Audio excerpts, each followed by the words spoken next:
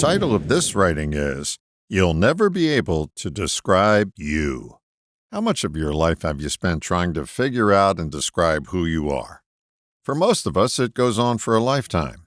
It usually starts with labels, gender, grades, IQ, skills, etc. Then it evolves to our work and our roles, butcher, baker, candlestick maker, husband, wife, father, mother, and so on. There comes a choice point in life where roles no longer seem relevant. For example, think of someone who identifies with a parental role and is now faced with an empty nest. You've outgrown that role, or more specifically, that role has outgrown you. Perhaps you even buy into the new label of empty nester. This choice point is not about finding new ways to describe yourself. It's an opportunity to find the you beneath the labels.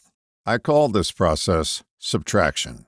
It's a process of peeling off all the labels we've identified with one by one until we're left with nothing to describe.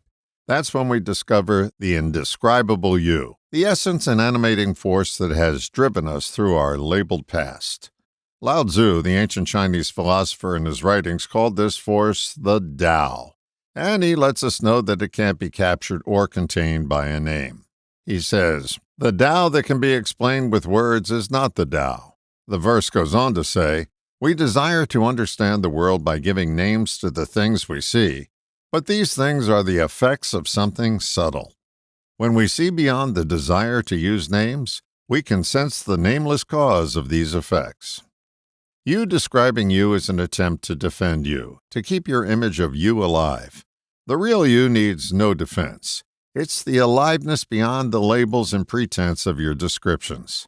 In order to get to the you that can't be described, you have to unburden yourself from the you with all the labels. It's a process.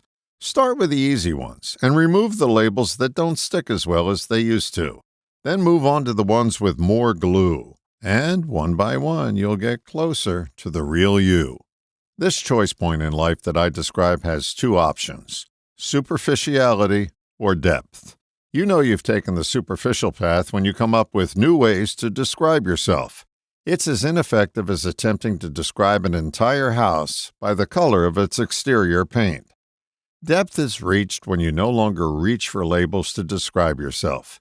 It's the path less traveled, but the one that leads to the open spaces where labels don't stick, and the opportunity to live more fully and freely is in abundant supply. Once you find out the labeled you doesn't exist, you'll discover the depth of your existence. And like an old TV ad for the Almond Joy candy bar says, it's indescribably delicious. All the best, John.